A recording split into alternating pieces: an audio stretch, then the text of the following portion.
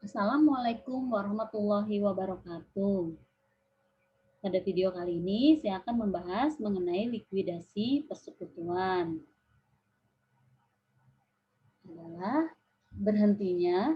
Likuidasi adalah berhentinya kegiatan operasi perusahaan secara keseluruhan dengan menjual sebagian atau seluruh aktiva perusahaan, membayar semua utang pajak, kewajiban pada pihak ketiga, dan sisanya baru dibagikan kepada para anggota sekutu sesuai dengan rasio laba atau rugi. Likuidasi bisa juga dikatakan suatu keadaan di mana baik persekutuan maupun usaha perusahaannya dibubarkan semuanya. Proses likuidasi meliputi dua tahap, yaitu proses realisasi, di mana proses ini merubah harta kekayaan yang non-kas menjadi uang tunai. Kemudian proses likuidasi, yaitu proses pembayaran kembali hutang-hutang kepada para kreditur dan pembayaran kembali sisa modal kepada para anggota. Untuk proses likuidasi, yang pertama dilakukan adalah rekening-rekening pembukuan harus disesuaikan dan ditutup. Lalu pada proses realisasi, jika ada perbedaan antara nilai buku dan nilai realisasi yang menunjukkan untung atau rugi, harus dibagi di antara anggota sesuai dengan perbandingan pembagian laba rugi. Selanjutnya, jika salah seorang memiliki rekening modal yang bersaldo di debit, dan di satu sisi memiliki piutang kepada persekutuan, maka piutang tersebut digunakan untuk menutup saldo debit rekening modal. Jika uang tunai sudah tersedia, maka yang pertama dibayarkan adalah kepada para kreditur eksternal, baru kepada saldo-saldo modal tiap anggota. Jadi kalau misalnya ada proses likuidasi, yang pertama kali kita lakukan adalah kita melakukan realisasi ya. Realisasi itu artinya menjual aktiva non-kas sampai nanti aktiva tersebut menjadi uang tunai. Setelah kita mendapat uang tunai, kita harus melakukan kewajiban pada pihak eksternal. Setelah pihak eksternal selesai, baru kita melakukan kewajiban kepada pihak internal.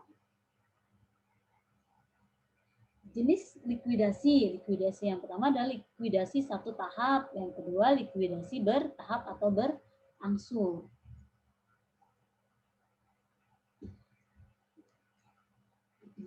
Likuidasi satu tahap ini atau lump sum liquidation ini bisa juga dikatakan likuidasi langsung ya.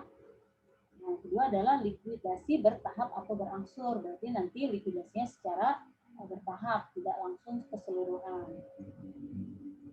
Lump sum atau likuidasi persekutuan secara sekaligus merupakan suatu proses likuidasi di mana seluruh aset, semua aset ya, dikonversikan menjadi kas dalam waktu yang sangat pendek atau sangat singkat. Kreditor eksternal dibayar dan pembayaran tunggal secara gabungan dilakukan kepada para sekutu atas bagian modal yang disetorkan. Likuidasi bertahap. Likuidasi bertahap merupakan satu likuidasi yang umumnya memerlukan beberapa bulan untuk penyelesaiannya dan mencakup pembayaran secara periodik atau cicilan kepada para sekutunya selama masa likuidasi. Likuidasi bertahap ini mencakup distribusi kas kepada para sekutu sebelum likuidasi aktiva sepenuhnya dilakukan. Untuk akuntansi likuidasi, yang pertama ada likuidasi berlangsung setelah proses realisasi aktiva non-kas selesai, atau likuidasi secara langsung ya. Dalam hal ini, pembayaran kepada anggota sekutu dilakukan setelah seluruh aktiva non-kas telah selesai direalisasikan atau dijual menjadi uang kas, sehingga laba rugi yang terjadi dari adanya realisasi tersebut dapat segera diketahui dan langsung dapat dibebankan kepada modal masing-masing sekutu. Untuk lebih jelasnya, kita akan membahas contoh soal CP Nikita ya. CP Nikita di sini ada neraca Hajur per 31 Agustus 2009. Di sini ada tas, piutang dagang, persediaan barang dagang, perlengkapan kantor, komputer. Di aktiva ya, wasipannya ada utang dagang, utang kepada Nona Mita, modal tuan Rifki, modal Nona Mita, dan modal Nyonya ITA. Nah, kalau kita lihat dari neraca CPMI kita ini, kalau kita mau likuidasi ya, katakanlah persekutuannya CPMI kita ini dilikuidasi, yang pertama harus kita lakukan adalah merealisasinya, yaitu menjual aktiva non kas. Ada apa aja di sini? Ada piutang dagang, persediaan barang dagang, perlengkapan kantor, dan komputer. Nah, ini semua nanti kita realisasikan atau kita jual sampai kita mendapatkan uang tunai untuk membayar kewajiban kepada pihak eksternal dan internal. Pembagian laba atau rugi adalah sebagai berikut. Tuan Rifki 25%, Nona Nita 45%, Nyonya Ita 30%. 6 bulan sejak keluarnya Tuan Moko pada bulan November 2009, CPMI kita akhirnya dilikuidasi. Adapun proses likuidasi berlangsung seperti pada umumnya, yaitu dengan melakukan proses realisasi terlebih dahulu, ya, berarti menjual semua aktiva non kasnya, kemudian membayar hutang kepada pihak luar, ya, atau pihak eksternal, dan terakhir membayar hutang kepada pemilik serta mengembalikan modal pemilik. Kita bahas ya penyelesaian. Kita lihat dulu apa yang ditanya ya. Buatlah ikhtisar likuidasi CPMI kita beserta jurnalnya. Jika realisasi aktiva selain kas adalah sebesar 25 juta, maka buatlah ikhtisar likuidasinya. Untuk soal yang nomor 2, jika neraca CPMI kita ya di bawah seperti ini ya, seperti di slide ini, aktivanya totalnya 77.143.900, kas pasifanya 77.143.900, kasnya di sini ada 15.236.900. Buatlah ikhtisar likuidasi CPMI kita beserta jurnalnya. Jika realisasi aktiva selain kasnya sebesar 5 juta. Jadi piutang dagang, persediaan barang dagang, perlengkapan kantor, komputer ini direalisasi harganya menjadi hanya 5 juta. Ya. Setelah pembebanan rugi realisasi, jika ternyata ada anggota yang saldonya minus, diasumsikan anggota yang bersaldo minus tersebut tidak dapat langsung menutup saldo modalnya yang minus tersebut. Maka untuk menutup saldo yang minus tersebut adalah dengan membebankan kepada modal anggota lain yang saldo modalnya plus. Jadi jika nanti ada pas hasil akhirnya ada saldo salah satu anggota yang minus, itu tidak bisa langsung ditutup. Tetapi saldo minusnya itu harus ditutup, yaitu ditutup dengan saldo modal anggota lain. Langsung kita bahas penyelesaiannya ya. Penyelesaian yang pertama adalah ikhtisar likuidasi CPMI kita dengan merealisasi aktiva lain-lainnya seharga 25 juta. Ya, untuk mempermudah kita buat perhitungannya pakai kolom ya. Pertama ada saldo sebelum likuidasi. Nah, angka ini kita ambil dari neraca lajur. Neraca. Dari neraca, laporan neraca ya. Kas sebesar 45.236.900, aktiva lain-lain 31.907.000, utang dagang 10.230.000, utang kepada mitra 5.725.650, modal dan pembagian laba Rifki, Mita, dan Ita. Nah, ini sesuai dengan neraca yang tadi di soal ya. Yang pertama yang harus dilakukan apa tadi? Proses realisasi atau menjual aktiva lain-lain yang sebesar 31.907.000 ini dinilai atau dijual seharga 25 juta ya, maka aktiva lain-lain kita berkurang 31.907.000,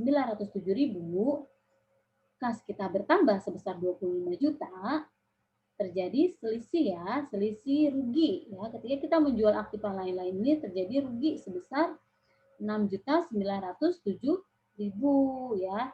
Rugi 6.907.000 ini kita bagi ke Rifki, Mita, dan Ita ya, sesuai dengan persentase pembagian laba rugi ya. Rifki dapat sebesar 25%, Mita 45%, Ita 30% pembagian ruginya. Setelah itu kita cari saldonya. Saldo untuk kas karena bertambah ya hasil dari penjualan aktiva lain menjadi 70.236.900. Aktiva lain-lainnya saldonya jadi 0. Utang dagang masih ada ya, saldonya 10.230.000. Utang pada mitra 5.725.650. Modal Rifki, Mita dan Ita jadi berkurang karena dikurangi rugi dari realisasi akuntan lain-lain ya. Setelah kita merealisasi akuntan lain, selanjutnya kita membayar kewajiban kepada pihak kreditur. Pihak kreditur di sini kita ada hutang dagang sebesar 10.230.000. Kita bayar ya. Hutang dagangnya 10.230.000.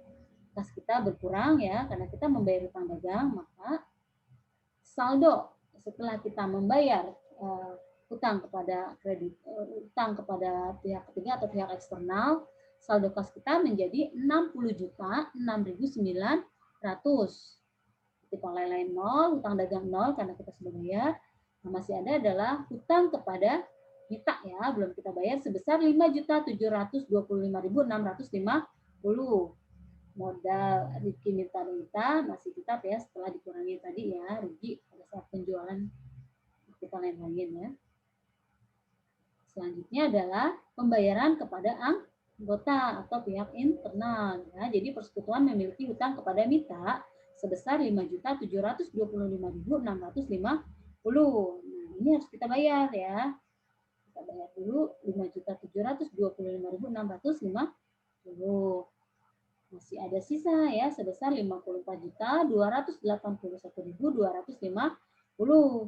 Nah, sisanya tadi yang setelah dikurangi hutang kepada Mita, kita bagi kepada Rifki, Mita, dan Ita sesuai dengan persentase pembagian laba rugi. Rifki dapat 25%-nya, Mita 45%-nya, Ita 30%-nya. Ya. Selanjutnya ada jurnal yang dibuat si PIMIK kita ya. Setelah kita melakukan perhitungan tadi, kita jurnal ya. Jurnal yang dibuat si PIMIK kita adalah sebagai berikut. Yang A, jurnal untuk mencatat proses realisasi. Nah, ini pada saat kita menjual aktiva lain-lain, itu harus kita jurnal ya. Jurnalnya adalah kas bertambah di debit sebesar 25 juta, modal Tuan Rifki berkurang 1.726.6.750 di debit, modal Nona Mita berkurang 3.108.150, modal Nyonya Mita berkurang 2.772.100 di debit ya. Jadi kas bertambah, modal Rifki, Mita dan Ita berkurang di debit. Kreditnya, ya, apa yang berkurang yaitu aktiva lain-lain kita berkurang sebesar 31.907.000. Selanjutnya, jurnal untuk membayar hutang dagang. Hutang dagang di debit sebesar 10.230.000. Kreditnya adalah kas sebesar 10.230.000. Selanjutnya adalah jurnal untuk mencatat pembayaran kepada anggota, yaitu membayar hutang kepada Mita dan membayar sisa modal untuk anggota, yaitu Rifki, Mita, dan Ita. Hutang kepada Mita kita bayarkan di debit sebesar 5.725.650. Kita kembalikan modal Tuan Rifki ya, sisa dari pembayaran untuk eksternal dan internal ya, kita bagi dari Rifki, Mita, dan Ita. Sisanya kita kembalikan kepada anggota ya. Modal Tuan Rifki di debit berkurang sebesar 13.430.911. Modal Nona Mita 25.154.674 di debit. Modal Nyonya Ita 15.609.665 di debit. Kreditnya adalah kas 60.006.900. Setelah kita menjurnal ini semua, maka neraca si PIMIK kita yang tadi di soal itu menjadi 0 semua sesuai dengan perhitungan ya sini ya, 0 semua kan saldonya. Jadi karena perusahaan yang likuidasi maka saldonya harus menolakkan semua. Ya.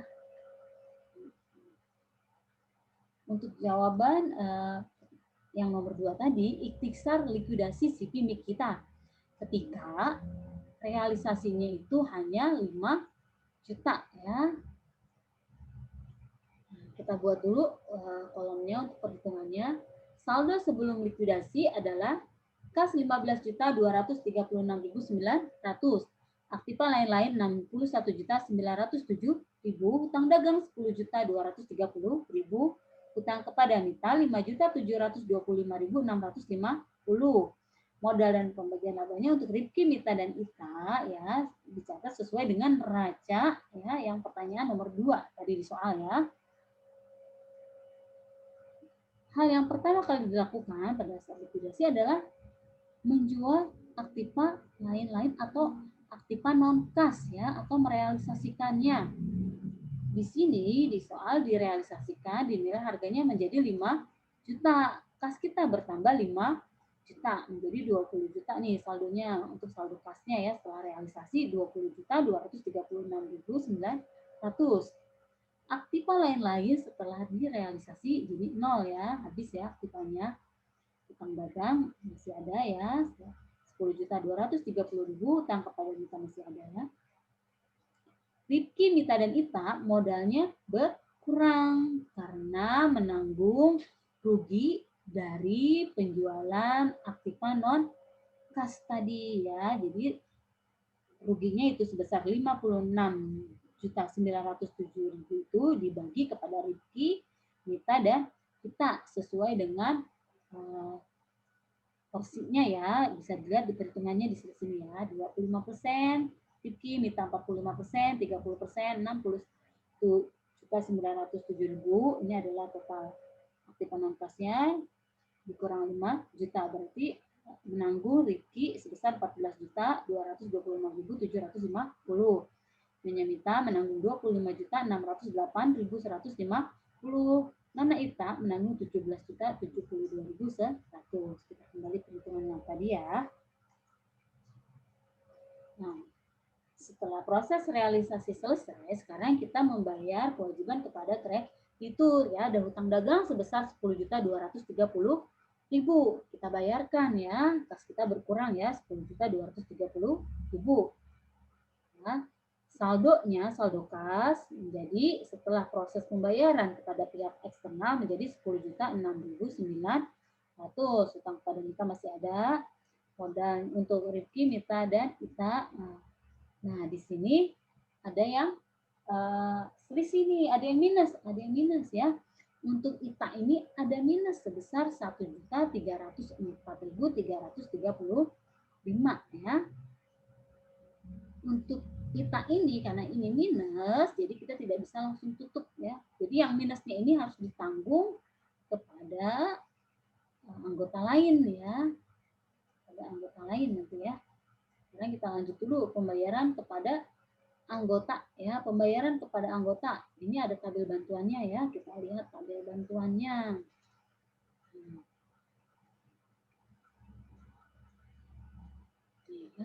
Tabel bantuannya Tuan Rifki, Nona Mita, Nyonya Ita. Tuan Rifki ini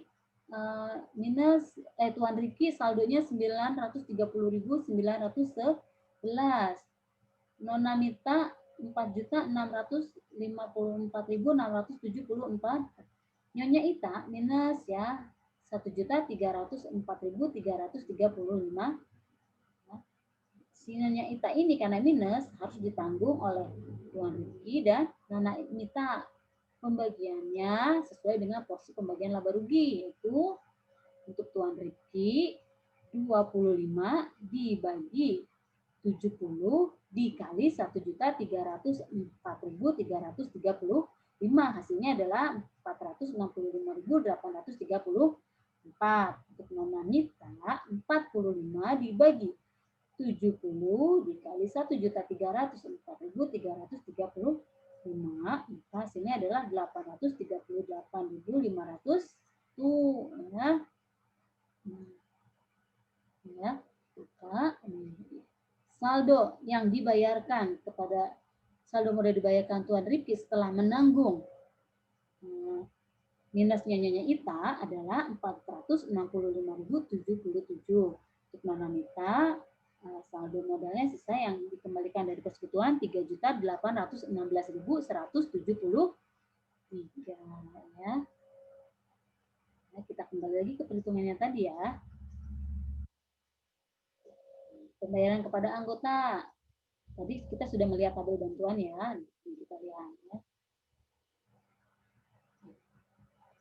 Untuk utang kepada Mita, kita bayar ya sebesar 5.725.650 sehingga persekutuan tidak punya utang kepada Mita lagi.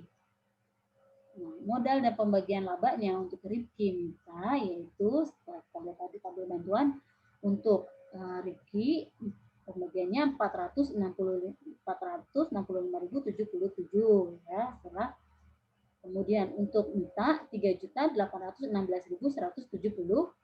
kita tidak dapat karena minus ya. Turunkan yang minus. Yang minus ini Ita ditanggunglah sama Rifki dan Mita ya 465.834 dan Mita 835.501 nih. Setelah itu setoran Nyonya Ita ini setor ya untuk mengembalikan yang ditanggung tadi Rifki dan Mita dikembalikan. Oh ini saya kembalikan ya untuk membayar saldo minusnya saya setelah dikurangi penjualan aktiva non-kas sebesar Mita menambah 1.304.335. Nah, angka 1.304.335 ini kita kembalikanlah kepada Tuan Rifki dan Nona Mita yang tadi menanggung minusnya Nyonya Ita ya, pembayaran kepada anggota. Nah, saldo kasnya minus kan. Saldonya jadi nol semua. Kas 0, aktiva lain-lain 0, utang dagang 0, utang kepada Mita 0, Rifki, Mita dan Ita 0. Sudah dikembalikan semua ya untuk saldo modalnya. Selanjutnya kita buat jurnal. Jurnal yang dibuat CV Nikita ya. Jurnal yang dibuat CV Nikita adalah sebagai berikut. Yang A, jurnal untuk mencatat proses realisasi. Yang pertama tadi kan A, kita sudah melakukan proses realisasi ya. Nah, dapat uang kas karena menjual aktiva lain. Kas bertambah di debit sebesar 5 juta. Modal Tuan Rifki, Nona Mita, dan Nyonya Ita ini berkurang karena menanggung rugi dari penjualan aktiva. Maka di jurnalnya di debit. Aktiva lain-lain di kredit ya karena direalisasi atau dijual ya. Untuk jurnal yang B, jurnal untuk membayar hutang dagang. Hutang dagang yang tadi sebesar 10.230.000 kita bayar ya, sehingga kas kita berkurang di kredit sebesar 10.230.000.